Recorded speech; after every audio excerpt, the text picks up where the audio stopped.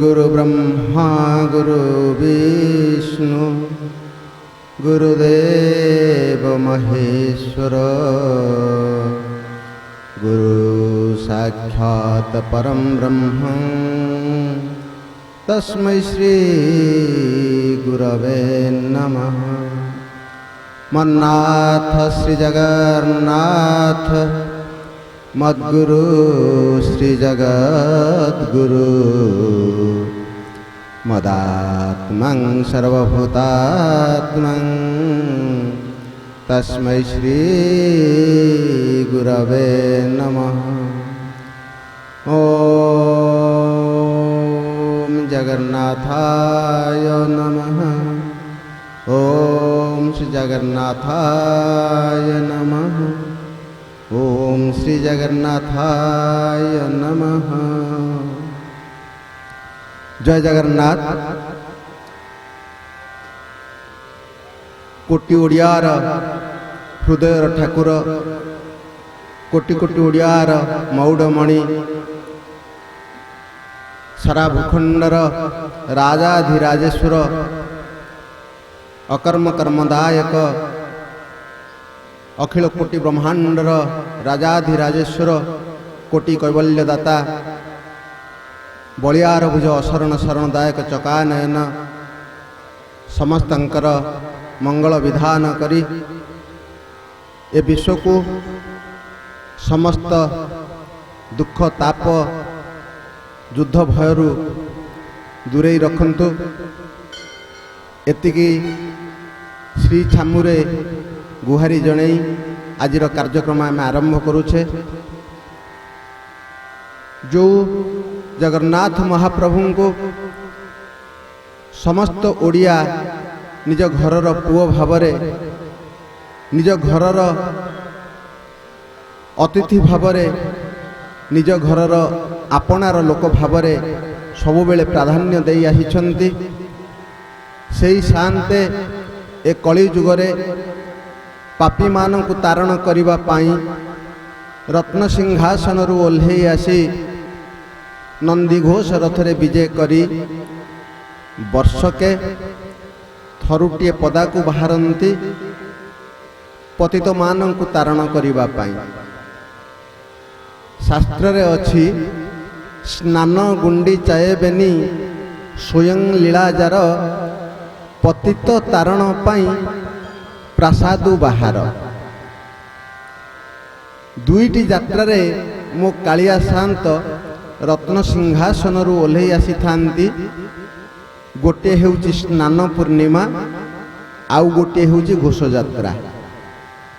स्नान पूर्णिमा को कालिया शांतंकर जन्म तिथि भावरे बा जन्मदिन भावरे पालन करा जाई थाए।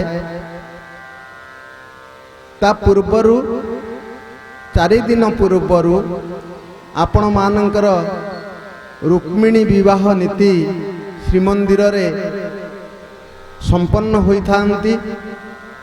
रुक्मिणी विवाह परे परे मो कालिया शांतंकर जन्मदिन पालन होई थाए श्रीमंदिर रे। सेई दिन सकाळु सकाळु स्नान मंडप को विजय करा जाई छांती चतुर्धा मूर्ति को, एवं सेठारे कालिया शांतंकु 108 गरा सुना कलश जलरे जहाँकि पूर्व रात्रि अभिषिक्त करा जाई रखा जाई थाए, सेई जलरे स्नान करा जाई थाए। जेमिति आमे छोट छुआ को कहते वर्षा दिन आरंभ रे नदी पुष्करणी आदि रे तुमे माने बुड़ीले जर आसे, सेमिति मो कालिया हाथी 108 गरा सुना कलश जलरे स्नान करिबा परे जर आसी थाए। 15 दिन काल अणसर घरे रहिबा परे नव यौवन रे भक्त मानंकु दर्शन देई घोष यात्रा करी पुणी निजर जन्मस्थान को आड़पम विजय करी थांती प्रभु कालिया शांत। जगन्नाथ संस्कृति रे अस्त्र पूजा शस्त्र पूजार अनेक दृष्टांत अच्छी, जो प्रभुंक सम्मुखरे प्रभुंक पाखरे चक्रराज सुदर्शन सबुबेले विद्यमान एवं सेई चक्रराज सुदर्शन महाप्रभु को आमे समस्ते पूजा करि थांती। आपण मानकर स्नेह श्रद्धा जगन्नाथ प्रति सबुबेले मिलि थाउ ए अधीनर आशीर्वाद आपण मानक प्रति अछि। जय जगन्नाथ, जय विश्व।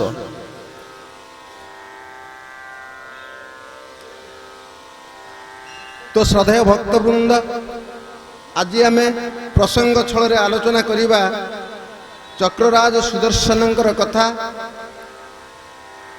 जेतेबेले पुराण कहिछि, स्कंद पुराण रे सुंदर भावरे उल्लेख अछि, सूर्य सम कांति जेउ चक्र सुदर्शन,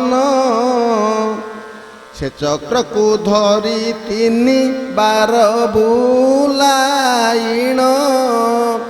तो सर्वप्रथम आम आलोचना करिबा ए सुदर्शन चक्रंकर उत्पत्ति स्थल केमिति हैला बा उत्पत्ति केमिति हेले। स्कंद पुराण रो तथ्य अनुसार आपण माने समस्ते जानिछंती असुरराज जलंधर रो कथा। असुरराज जलंधर विवाह करिथिले कालनेमी राक्षसर कन्या वृंदावती को। कालनेमी असुर किए ना, कालनेमी असुर हेउछि रावणर जने अनुचर, जे कि हनुमान महाराज जेतेबेले लक्ष्मण मूर्छित थिबा अवस्था रे गंधमार्दन रु विशल्यकरणी आनिबा पाई जाइथिले, तांकर पथ अवरोध करी समय अपचय करिबा उद्देश्य रे रावणर प्रेरित चार कालनेमी ह्रदरे कुंभीर रूप धारण करी हनुमान महाराजा को पथभ्रष्ट कराइथिला। कुंभीर रूप धारण कर नथिले, से एक छद्म कपटी ऋषि रूप धारण करथिले एवं से प्रवर्ताइथिले जे स्नान कले एही ह्रदरे समस्त कार्य तत्काल पूर्ण हो जिवो। सेही परिप्रेक्षी रे कालनेमीर कथारे प्ररचित होई हनुमान महाराज जेतेबेले ह्रद भितरे प्रवेश करथिले, सेही ह्रदरे थिबा एक विराटकाय कुंभीर हनुमान महाराजंकर पादद्वय को जाबुड़ी धरिथिला भक्षण करिबा उद्देश्य रे। सर्वशेष रे शक्तिमान महाबली बजरंग वाली सेही कुंभीरटू की विनाश करी जेतेबेले चिन्हि पारिथिले कालनेमीर कपटताकू, से संगे संगे आसी कालनेमी को बद्ध करिथिले। सेही कालनेमीर कन्या हेउछंती वृंदावती। आ वृंदावती विवाह करिथिले असुरराज जलंधर को। जलंधर जेतेबेले देवता मानक उपरे आक्रमण करिछंती, देवता मानक पाखरु निजर सेमानकर देवत्व छड़े निबा पई प्रयास करिछंती। जुगे जुगे असुर माने देवतांक प्रति असहिष्णु होइछंती। स्वर्ग सुख लाभ करिवार लोभरे समस्ते प्रति समय रे देवता मानक सहित द्वंद्व करिछंती एवं मुक्ति मध्य लाभ करिछंती। केही केही विष्णु के हाथ रे, केही केही शंकर भगवान के हाथ रे। जेतेबेले जलंधर युद्ध करिछि देवता मानक सहित, समस्त देवता माने पराजय वरण करिछंती। सर्वशेष रे समस्ते तपस्या करिछंती, समस्ते जाई पहुंचिछंती भगवान के विष्णु को निकट रे। भगवान विष्णु कहिछंती, मु जलंधर को वध करि परिबि नाही। जलंधर को वध करिबा पई हेले शंकर भगवान के आश्रय नेबा उचित। शंकर भगवान युद्ध करिछंती। बारंबार युद्ध करिबा समय रे जेतेबेले पराजय वरण करिछंती शंकर भगवान, देवता मानकु कहिछंती, मो त्रिशूल मोर शूल ए राक्षसर किछि करि पारु नाही, बद्ध करि पारु नाही। तुमे माने समस्त एक नूतन अस्त्र मते प्रदान कर। यह हेउछि स्कंद पुराण रो तथ्य विशेष। जेतेबेले समस्त देवता माने निज निजर शक्ति को प्रदान करिछंती श्री विष्णु को, एवं श्री विष्णु समस्त देवता मानक तेज सहित निज तेज को प्रदान करिछन्ति शंकर भगवान को एवं शंकर भगवान ए सुदर्शन चक्र को निर्माण करी जेतेबेले ताहाकू असुर उपर को प्रयोग करथिले तथापि मध्य असुरर किछि क्षति होई नथिला। सर्वशेष रे जणा जाइतिला जे वृंदावतींकर सतीत्व कारणरू जलंधरर कौनसी प्रकार किछि क्षति हेई पारु नाही। तो देखंतु भगवान भक्त मानू साधु मानू रक्षा करिबा पाई कौन न करि पारंती। हुए तो से कौनसी पाप करिबा पाई पश्चात्पद करंदी नहीं, भूल करिबा पाई पश्चात करिबा पाई कारण भगवान सब बेले सेया चिंता करिथांती मु पछे कष्ट पाए, मते पछे लोके निंदा करंतु, मु पछे अपजसर पात्र होई जाए, किंतु मो भक्त माने उद्धार हंतु।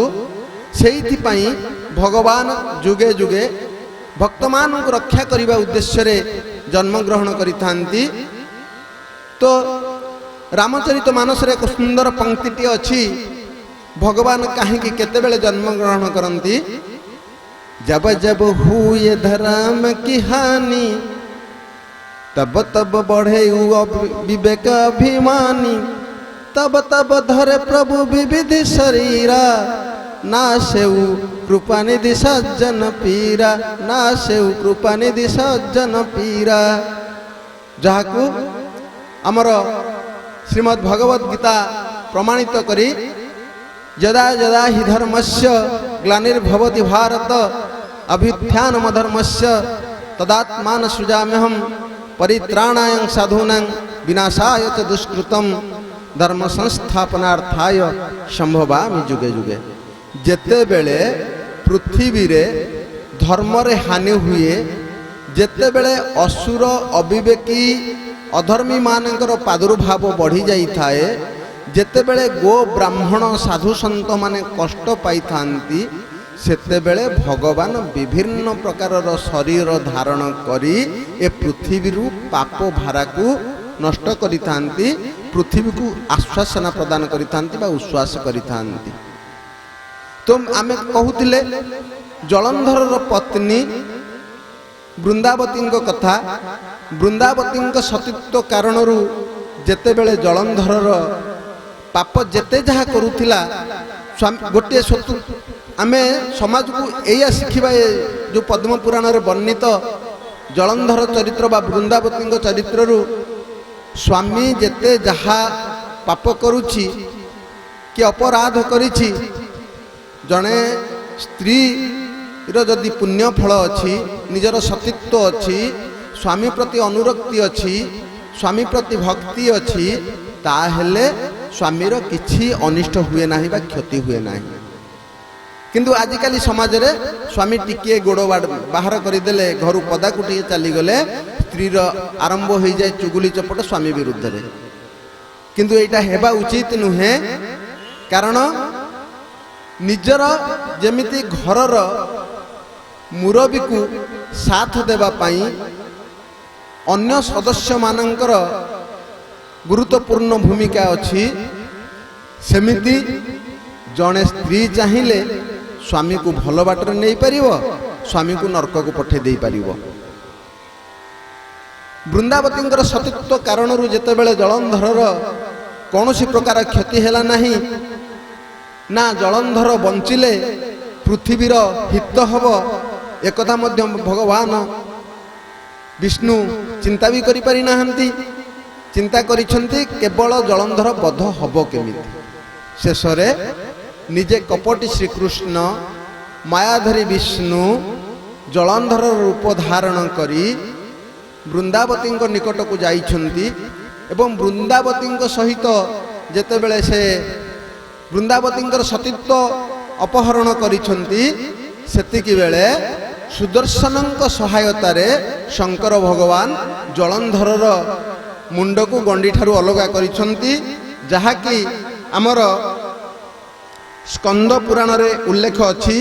सूर्य सम कांति जेउ चक्र सुदर्शन ସେ ଚକ୍ରକୁ ଧରି 3 ବାର ବୁଲାଇଣ ଫିଙ୍ଗିଲେ ସେ ଆକାଶକୁ ପ୍ରଜ୍ୱଳିତ କରି ତଳକୁ ଅଇଲା ଶୂନ୍ୟ ମାର୍ଗୁ ଖସି କରି ଜଳନ୍ଧର ଦାନବର ସ୍କନ୍ଦରେ ପଡ଼ିଲା ଗଣ୍ଡିରୁ ମୁଣ୍ଡକୁ ତାର ଛିନ୍ନ କରାଇଲା।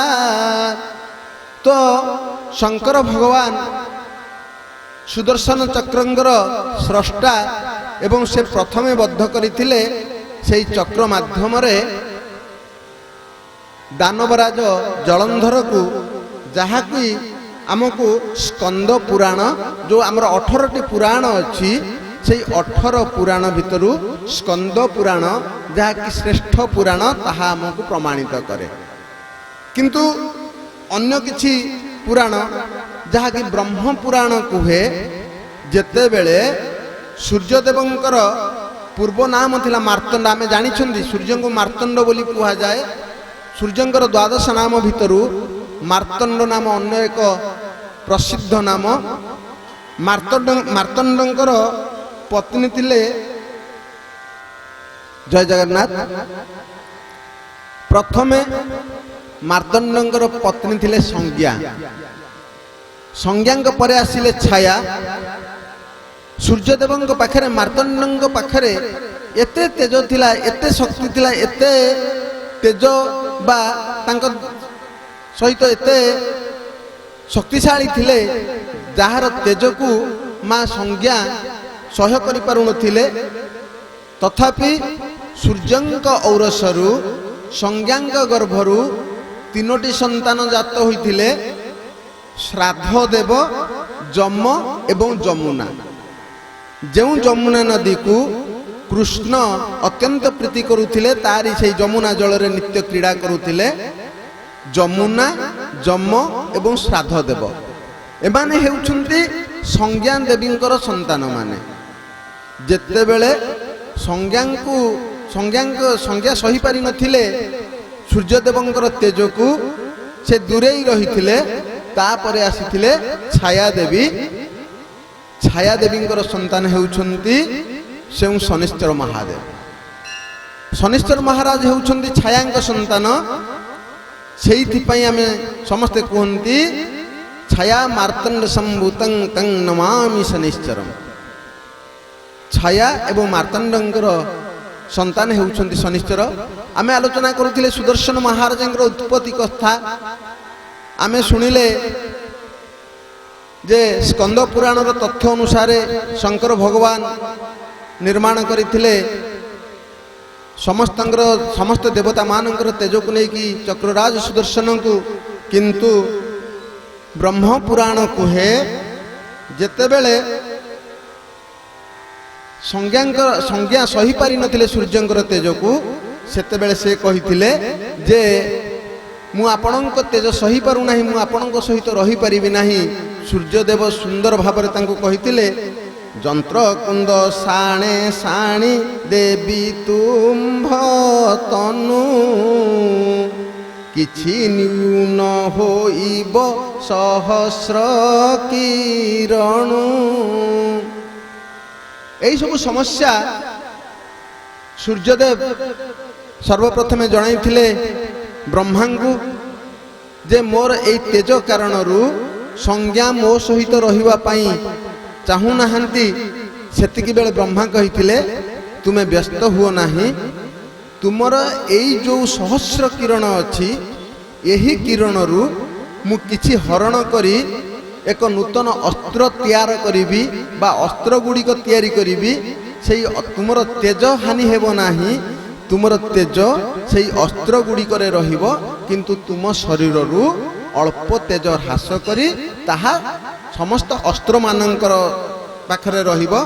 ତାପରେ ସୂର୍ଯ୍ୟଙ୍କର ଏହି ତେଜକୁ ନେଇ ଯେତେବେଳେ ଅସ୍ତ୍ର ନିର୍ମାଣ କରାଗଲା, ବ୍ରହ୍ମ ପୁରାଣ କୁହେ, ସୁତ ମୁନି ବଦନ୍ତି ଯେ ଶୁଣ ମୁନି ଗଣ, ସୂର୍ଯ୍ୟ ଅଙ୍ଗୁ ବିଶ୍ୱକର୍ମା କାଢ଼ି ଯେ କିରଣ ନାନା ଅସ୍ତ୍ର ଶସ୍ତ୍ର ମାନ ତହିଁରେ ଗଢ଼ିଲେ ଶୁଣ ଏବେ ଯେଉଁ ଯେଉଁ ଆୟୁଧ ସେ କଲେ 15 ଅଂଶ ଯେ ରବି କିରଣକୁ ଭଲେ ଯଥାକ୍ରମେ ବାଣ୍ଟି ଅସ୍ତ୍ର ସବୁ ନିର୍ମାଣିଲେ ପ୍ରଥମରେ ବିଷ୍ଣୁଙ୍କର ସୁଦର୍ଶନ ଚକ୍ର ଅତି ଯତନେ ଗଢ଼ିଲେ ଜାଣ ହେ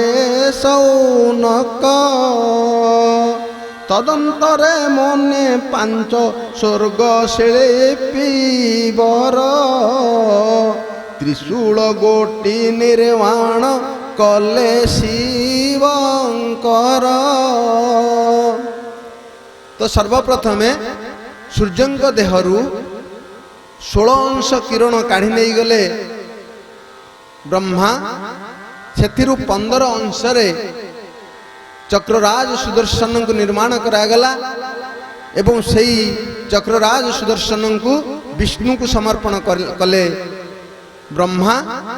ତଦନ୍ତେ ଯେଉଁ 1 ଅଂଶ ରହିଲା ସେହି ଅଂଶରେ ସେହି ଗୋଟିଏ ଅଂଶରେ ଭଗବାନ ଶଙ୍କରଙ୍କ ଉଦ୍ଦେଶ୍ୟରେ ତ୍ରିଶୂଳ ନିର୍ମାଣ କରାଯାଇଥିଲା। ତ ଆମେ ଜାଣିଲେ ସୁଦର୍ଶନ ମହାରାଜଙ୍କର ବା ଚକ୍ରରାଜ ସୁଦର୍ଶନଙ୍କର ଉତ୍ପତ୍ତି କଥା ସ୍କନ୍ଦ ପୁରାଣ ଏବଂ ପଦ୍ମ ପୁରାଣରୁ ବ୍ରହ୍ମ ପୁରାଣରୁ ଆନିତ ପ୍ରସଙ୍ଗରୁ ଆମେ ଜାଣିଲେ ସ୍କନ୍ଦ ପୁରାଣ କୁହେ ତାହା ଶିବ ପ୍ରଥମେ ଧାରଣ କରିଥିଲେ। ପଦ୍ମ ପୁରାଣ କୁହେ ସ୍ୱୟଂ ବିଷ୍ଣୁ ଭଗବାନଙ୍କ ଉଦ୍ଦେଶ୍ୟରେ ବ୍ରହ୍ମା ସୂର୍ଯ୍ୟଙ୍କର କିରଣକୁ ଆଣି ତିଆରି କରିଥିଲେ। ତାହା ବି ପ୍ରମାଣିତ ହୁଏ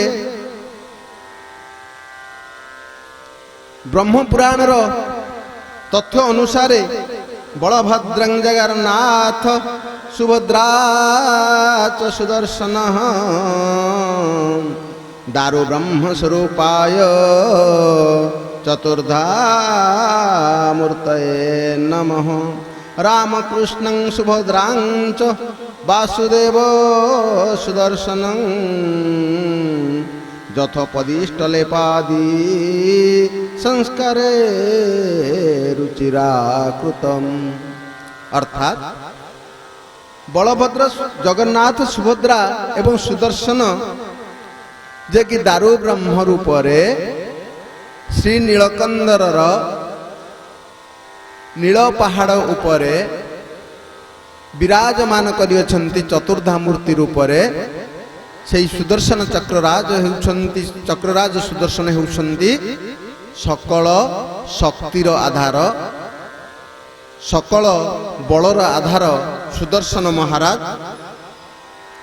মার্কণ্ডেয় পুরাণ তথ্য অনুসারে সুদর্শনଙ୍କୁ সূর্য ভাବରେ ପୂଜା କରୁଛେ କାରଣ ସୂର୍ଯ୍ୟଙ୍କ ଠାରୁ ତେଜ ଆସି ଯେତେବେଳେ ସୁଦର୍ଶନଙ୍କୁ ନିର୍ମାଣ କରାଯାଇଛି ଆମେ ସମସ୍ତେ ସୁଦର୍ଶନଙ୍କୁ ସୂର୍ଯ୍ୟ ରୂପରେ ପୂଜା କରୁଛେ। ମାର୍କଣ୍ଡେୟ ପୁରାଣ କୁହେ ନୀଳଗିରି ନାମେ ଅଛି 21 ଶୈଳ ଚତୁର୍ଦ୍ଧା ମୂରତି ଧରି ତହିଁ ଆଦି ମୂଳ ବ୍ରହ୍ମା ବିଷ୍ଣୁ ଈଶ୍ୱର ଆବର ଦିନ ମଣି ଏହି 4 ରୂପେ ବିଜେ ପ୍ରଭୁ ଚିନ୍ତାମଣି। ତ ଯେଉଁ ନୀଳକନ୍ଦରରେ ରତ୍ନବେଦୀ ଅଛି ସେହି ରତ୍ନବେଦୀରେ ଯେଉଁ ଚତୁର୍ଦ୍ଧା ମୂରତି ପୂଜା ପାଉଛନ୍ତି ସେ ଚତୁର୍ଦ୍ଧା ମୂରତି କିଏ କିଏ ନା ବ୍ରହ୍ମା ବିଷ୍ଣୁ ଈଶ୍ୱର। ବ୍ରହ୍ମା ସ୍ୱରୂପ ହେଉଛନ୍ତି ଭଦ୍ରଦାୟିନୀ ଶକ୍ତି ପ୍ରଦାୟିନୀ ମା ସୁଭଦ୍ରା।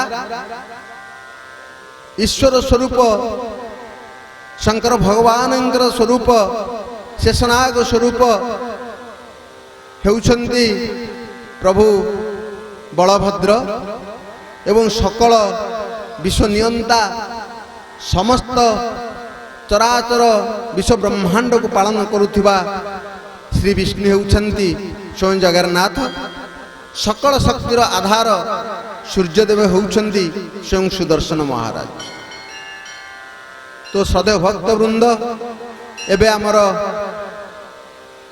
यही दिव्य कार्यक्रम चालू अछंती प्रभु पाखरे पूजार्चना चली अल्प समय मध्य आमर पहंडी कार्यक्रम आरंभ करा जिवे एबे आछि आम गहन रे उपस्थित हेबे ओडिशार सुनाम धन्य वाद्यशिल्पी वृंद जो मानकर सहयोग रे विश्व परिवार तथा आंचलिक कलाकार मानक द्वारा नृत्य एवं भजन आदि परिवेषण करा जिवे आमे एबे जानिले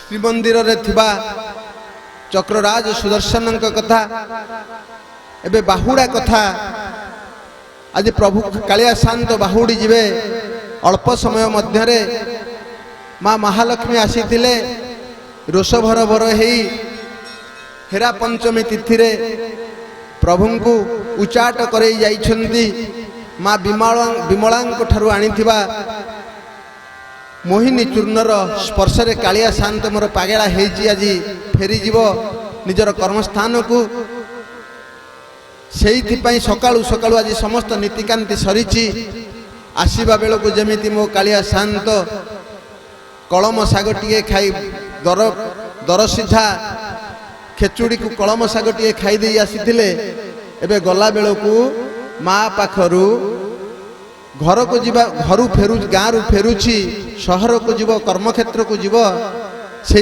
व्यस्त होईची माँ आज 6 तियण 9 भजा कर दे पारुनी पुनश्च से खेचुड़ी टिके मो कालिया शांत आज खाइब खेचुड़ी टिके खाई दे पुणी बाहरी जिवे निजर कर्मस्थान को सुंदर भावरे आज पहंडी विजे कार्यक्रम करा जीवो पहंडी विजे परे परे रथारूढ़ कालिया शांत सम्मुख रे गजपति महाराज छेरा पहरा कार्य संपादन करिबा परे रथ पुणी चलिबो आगकू आगकू निजर कालिया शांतंकर श्रीमंदिर निकट को विधि अनुसार जेतेबेले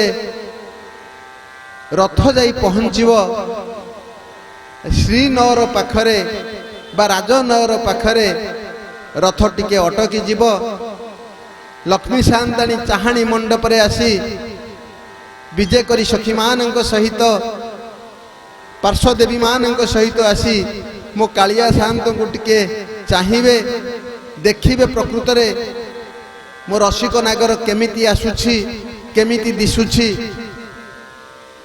आम वर्तमान अधुना समाज रे जेमिति गोटे बर बेश ही बाहा जीवा समय रे कन्या घरर लोक माने उत्सुकतार सहित अपेक्षा करि थांती देखिबा आम जोई पुओटा केमिति से पाट पटुआर केते आनिची कौन आनिची समस्ते देखंती ता सहित झीओटी विवाह करने को प्रस्तुत थिबा झीओटी लुचि करी से गवाक्ष फांकरे हो किंबा छात ऊपर को जाई निजर साथी मानक सहित टिके अवलोकन करे प्रकृत रे मो बर केमिति आसुछि केमिति पटुआर आनिची कारण मु देखिथिले काली जाई ताकू कहिबी तुमे या नेइथिलो से या नेइथिलो कि एटा उणा थिला बोली सेमिति मो मां लक्ष्मी टिके आजी चाहाणी मंडप रे मो प्रभु को चाहिबे परे हमर डेरा टणा नीति अवलंबन करा जिवे डेरा टणा कोन ना जेते बेले 3टी रथ जाए तालध्वज देवदलन एवं नंदी घोष प्रथमे तालध्वज रथरे बलियार भुज सकल सकल बलर अधिष्ठात्र देवता जे होउछन्ति बलराम महाप्रभु बा बलभद्र बोली जहाँ को आम कौचे से बलभद्र होउछन्ति जगन्नाथ ठारू बड़ सेइति पई 1.5 सुर को हिंदू घरर धर्म परंपरा अनुसार 1.5 सुरंकर मुह चाहती ना कुआडे भाई बोहू कि भाई बोहूर मुह चाहती ना 1.5 सुर से आज बलभद्र महाप्रभुंकर रथ सामने टिके डेरा टणा नीति करा जिवे सेवायत माने टिके पाट लुगारे पाट वस्त्र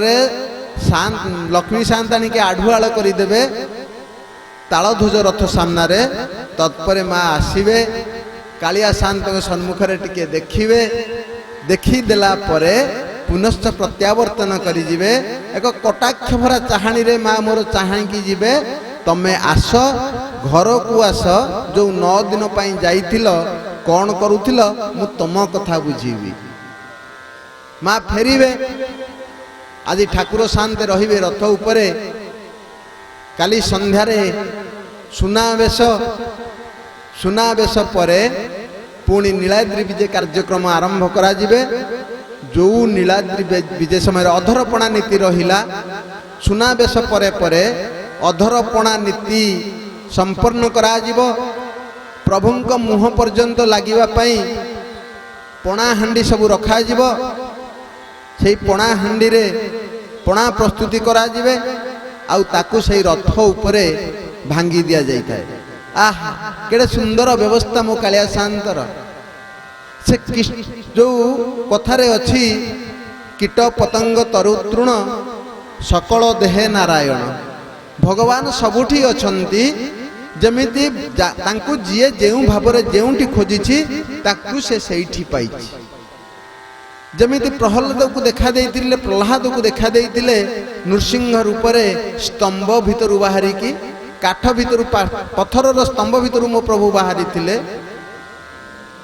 मो प्रभु कालिया शांत दारुभूत मुरारी होई वर्तमान काठ देहरे मध्य जीवन संचार करिछंती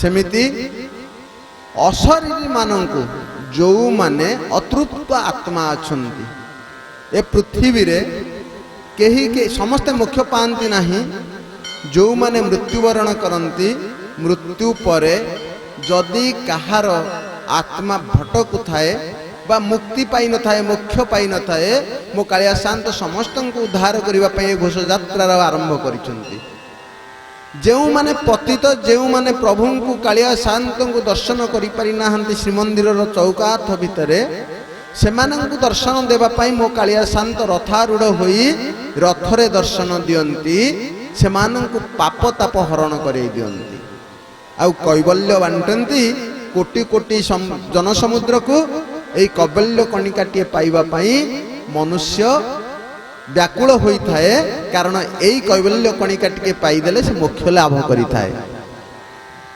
सदे भक्त वृंद आमे आलोचना करूचे अधरपणा नीति कथा अधरपणा रथ उपरे संपन्न करा जाई थाए एवं ए रथ उपरे ही ता भंगा जाई थाए कहा उद्देश्य रे जो माने अशरीरी प्रेत थांती से अशरीर प्रेत मानकर उद्देश्य रे मो शांत रथ उपरे से पणा को भांगी तांती पणा हांडी को भांगी तांती एवं पणा प्रदान प्राप्ति करी से माने मुख्य काम लाभ करि तांती किंतु एबे आमे समस्त देखुचे पुरी हेउ किबा अन्य जे कोनोसी जगह रे हेउ रथ उपरे जे अधर पणा भंगा जाए ताकू समस्त किए आंजुला रे के बोतल रे के ग्लास रे जे जो थरे पारला के पॉलिथिन पैकेट रे जे जहा पारिला से पणा को अमृत भाव रे नहीं जानते प्रकृत रे शांतंकर प्रत्येक जिनिस अमृत सत किंतु कोउटा कहा पई प्रयोज्य कोउटा कहा पई आवश्यकता अछि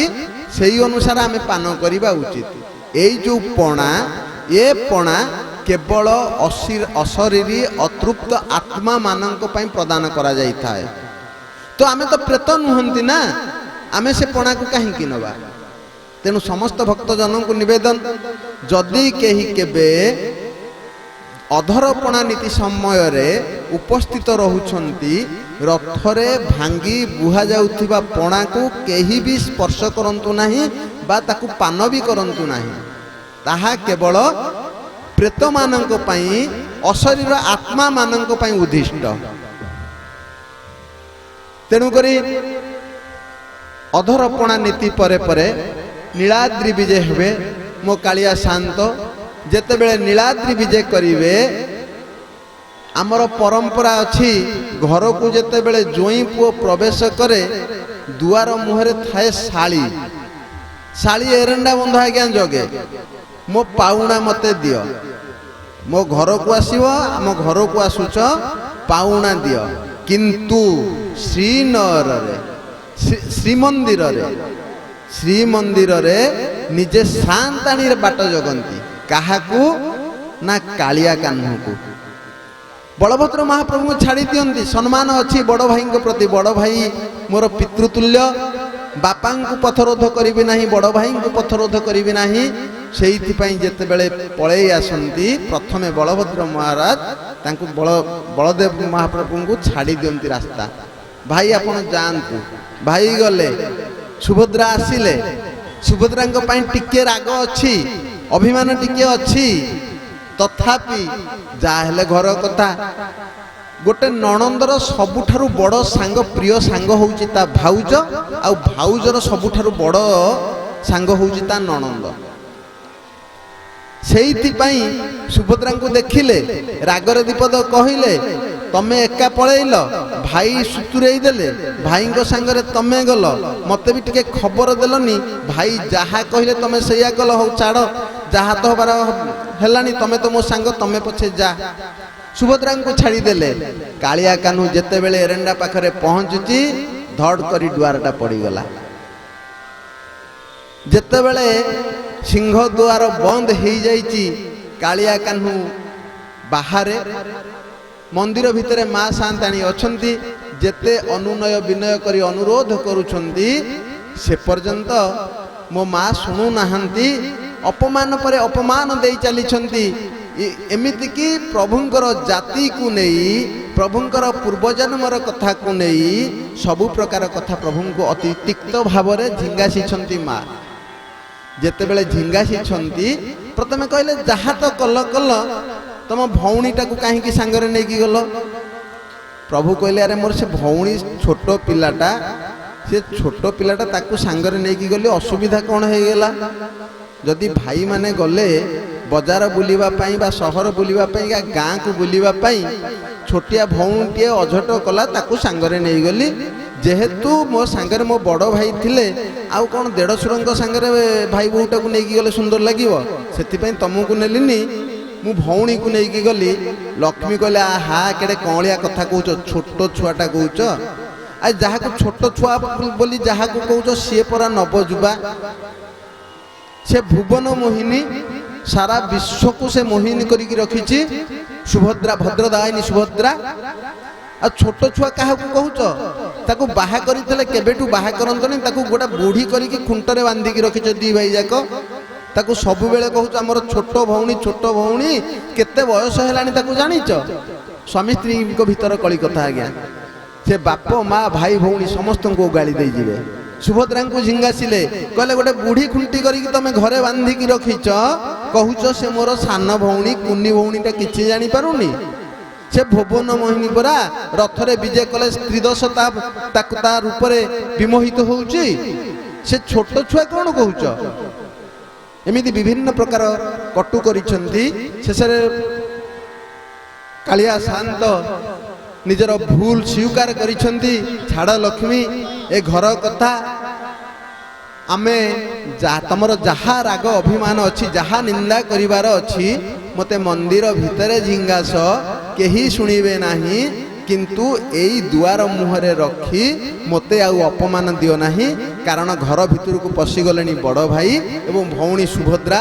ସେମାନେ ହସୁଛନ୍ତି, ମୋତେ ନିନ୍ଦା କରୁଛନ୍ତି, ମୋ ଉପରେ ଅପମାନ ସୂଚକ ବାକ୍ୟ ସବୁ ପ୍ରୟୋଗ କଲେଣି। ଗୋଟେ ସ୍ତ୍ରୀଟାକୁ ନିଜ ଆକଟରେ ରଖିପାରିନି ଆମ କାହ୍ନୁ, ଏମିତି ସ୍ତ୍ରୀଟିଏ ପାଇଛି ଯେ। ଭଉଣୀ କହୁଛି, ଭାଇ ମୋର ଏମିତି ସୁନ୍ଦର ସ୍ତ୍ରୀଟିଏ ପାଇଛି, ଦେଖିଲା ବେଳକୁ ସ୍ତ୍ରୀ ତାକୁ ବିଭିନ୍ନ ପ୍ରକାର ନିନ୍ଦା ବାକ୍ୟ ପ୍ରଦାନ କରୁଛି। ଲକ୍ଷ୍ମୀ, ତମର ଅପମାନ ହେଉଛି, ତମର ଅପମାନ ହେଉଛି। ବହୁ କଅଁଳେଇ ବୁଝି ମୋ କାଳିଆ ଶାନ୍ତ ସାଥିରେ ନେଇଥିବା ରସଗୋଲା ହାଣ୍ଡିକୁ ମା ଲକ୍ଷ୍ମୀଙ୍କୁ ପ୍ରଦାନ କରିଛନ୍ତି। ପ୍ରଥମେ ବିଭିନ୍ନ ପ୍ରକାର କଥା କହିଛନ୍ତି, ଲକ୍ଷ୍ମୀ ମୁଁ ତୁମ ପାଇଁ ଯେଉଁ ଯାଇଥିଲି, ତୁମ ପାଇଁ ପାଟ ଆଣିଛି, ତୁମ ପାଇଁ ଅଳଙ୍କାର ଆଣିଛି। ଲକ୍ଷ୍ମୀ କହିଲେ, କାହାକୁ ତମେ ଅଳଙ୍କାର ଦେଖାଉଛ? କାହାକୁ ତୁମେ ପାଟ ଦେଖାଉଛ? ମୁଁ ପରା ବରୁଣ ନନ୍ଦିନୀ, ମୁଁ ପରା ବରୁଣ ରାଜାର ଝିଅ। ମୋ ବାପ ମୋତେ କ'ଣ କିଛି ଦେଇନି କି? ମୋ ବାପ ଯେତିକି ଦେଇଛି ତାକୁ ପୁରା ଖାଇଲେ ବୋଇଲେ ସରିବନି। ମୋତେ କ'ଣ ଅଳଙ୍କାର ଦେଖାଉଛ? ମୋତେ କ'ଣ ପାଟ ବସ୍ତ୍ର ଦେଖାଉଛ? ତଥାପି କାଳିଆ ଶାନ୍ତ ଅନୁନୟ ବିନୟ କରି ସାଥିରେ ନେଇଥିବା ରସଗୋଲାକୁ ମା ଲକ୍ଷ୍ମୀଙ୍କୁ ଅତି ଆନନ୍ଦର ସହିତ, ଆଗ୍ରହର ସହିତ କଅଁଳେଇ ବୁଝେଇ ଖାଇ ଦେଇଛନ୍ତି। ମାଙ୍କ ମନରେ ଟିକେ ଶାନ୍ତ ଆସିଛି। ତାପରେ ପ୍ରଭୁ କାଳିଆ ସାନ୍ତ ଦେଇଥିବା ପାଟ ଲୁଗା ଏବଂ ମିଠାକୁ ଧରି କାଳିଆ ସାନ୍ତଙ୍କୁ ପାଛୋଟି ନେଇଛନ୍ତି ଶ୍ରୀମନ୍ଦିର ଭିତରକୁ। ଏବେ କାଳିଆ ସାନ୍ତ ଆଜି ଯାଇ ରହିବେ ରଥ ଉପରେ, ଆପଣମାନଙ୍କୁ ରଥ ଉପରେ ଦର୍ଶନ ଦେବେ। କାଲି ସୁନାବେଶ, ତା ପରଦିନ ଅଧରପଣା ନୀତି ସମାପନ ହେବା ପରେ ମନ୍ଦିର ପ୍ରବେଶ ବା ନୀଳାଦ୍ରି ବିଜେ, ରସଗୋଲା ଭୋଗ। ତାପରେ ପୁନଶ୍ଚ ଆମେ କାଳିଆ ସାନ୍ତଙ୍କୁ ସେଇ ରଥ ଉପରେ ଦେଖିବା ସବୁବେଳ ପାଇଁ। ତ ଆମେ ଯେତିକି ବସିଛେ ସେତିକି ଆନନ୍ଦର ସହିତ କହିବା ବୋଲେ ଜୟ ଜଗନ୍ନାଥ ସ୍ୱାମୀ କି।